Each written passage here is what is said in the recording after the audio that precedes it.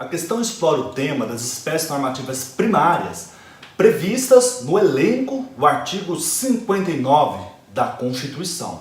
Quais são essas espécies normativas? Resposta: emenda à Constituição, lei complementar, lei ordinária, lei delegada, medida provisória, decreto legislativo e resolução. Vamos analisar cada matéria apresentada no enunciado e enquadrá-las nas correspondentes espécies normativas. Letra A.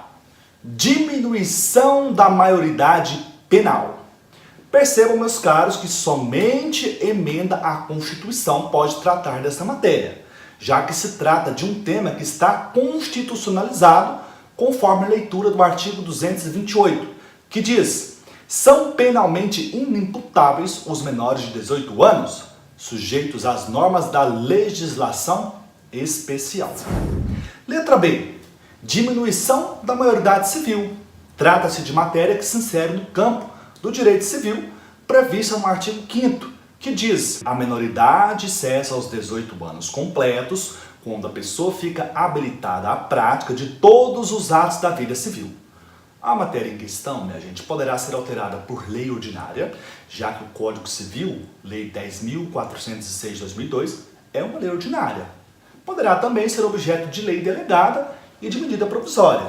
Esta última, se comprovados os requisitos constitucionais da relevância e da urgência. E, por fim, apesar de posicionamento doutrinário em contrário, admite-se que lei complementar possa, igualmente, alterar o dispositivo.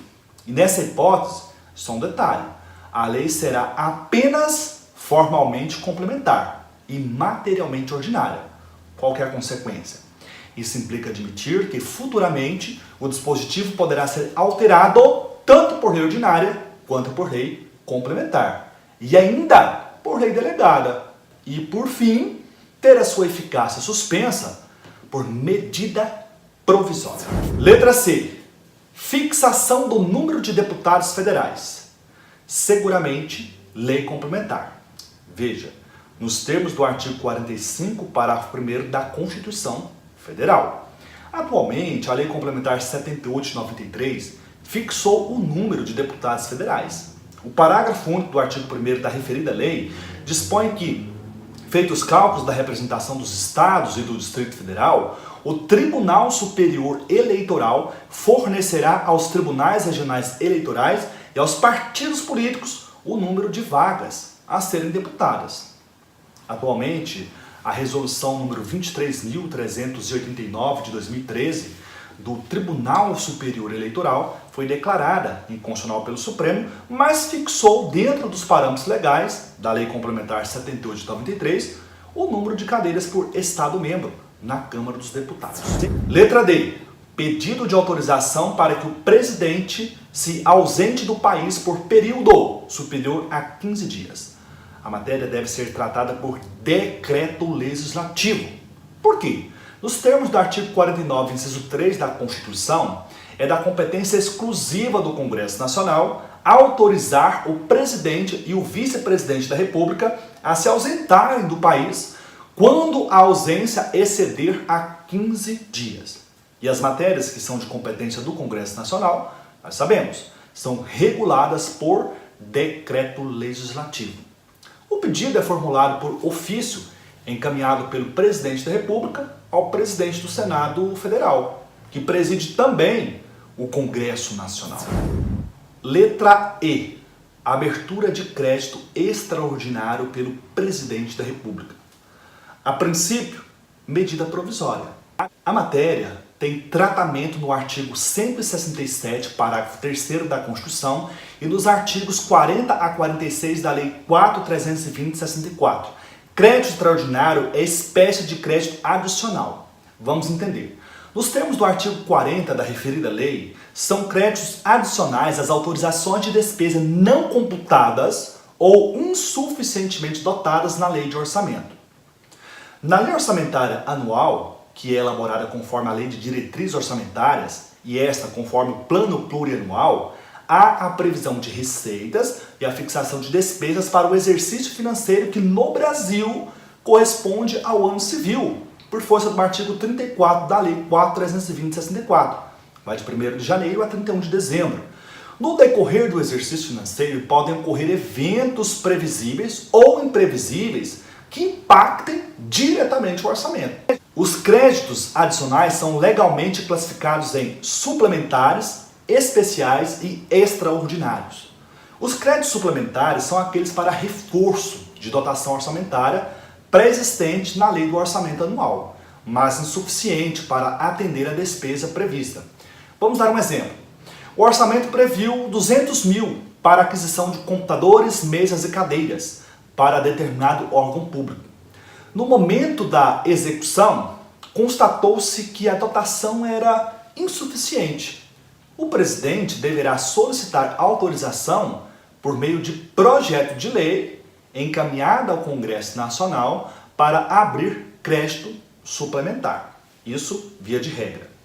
Os créditos especiais são aqueles para atender as despesas previsíveis, mas para as quais não haja dotação orçamentária específica. Exemplificando, o conserto da frota de veículos sinistrados da Procuradoria-Geral Federal. Por fim, créditos extraordinários são aqueles para atender a despesas urgentes e imprevistas, causadas por evento como guerra, comoção interna ou calamidade pública. Essa é a hipótese da letra E que estamos analisando. Vamos dar um exemplo? Uma tempestade destrói a sede do Palácio do Planalto, onde funciona a Presidência da República em Brasília. O presidente poderá, por medida provisória, abrir crédito extraordinário para atender às despesas decorrentes do reparo ou reconstrução do prédio. Letra F. Convocação de plebiscito sobre a possibilidade de se legalizar o uso terapêutico da maconha. Minha gente, com certeza, decreto legislativo. Nos termos do artigo 49, inciso 15 da Constituição, compete exclusivamente ao Congresso Nacional autorizar referendo e convocar plebiscito. E conforme já analisamos, as competências exclusivas do Congresso Nacional são materializadas, do ponto de vista normativo, por decreto legislativo. Só mais um detalhe. O projeto de decreto legislativo para autorizar referendo ou convocar plebiscito deve ser subscrito, no mínimo, por 1/3 dos membros da Câmara dos Deputados ou do Senado Federal, por força do artigo 3º da Lei 9.709 de 98. Letra G. Projeto subscrito pelo Presidente da República que pretende regulamentar diretamente aspectos da Previdência Social. Nessa matéria nós temos 3 possibilidades: lei complementar, lei ordinária, lei delegada e medida provisória. Só um destaque: há matérias referentes à Previdência Social que a Constituição reserva à lei complementar. Artigo 201, parágrafo 1º, 202 caput e 40, parágrafo 1º, inciso 2. Essas matérias só poderão ser reguladas obrigatoriamente por lei complementar, não podendo ser veiculadas em medida provisória ou em lei delegada, conforme estatui a Constituição, no artigo 62, parágrafo 1º, inciso 3 e 68, parágrafo 1º. As demais matérias referentes ao tema Previdência Social poderão ser reguladas por lei ordinária, lei delegada e medida provisória.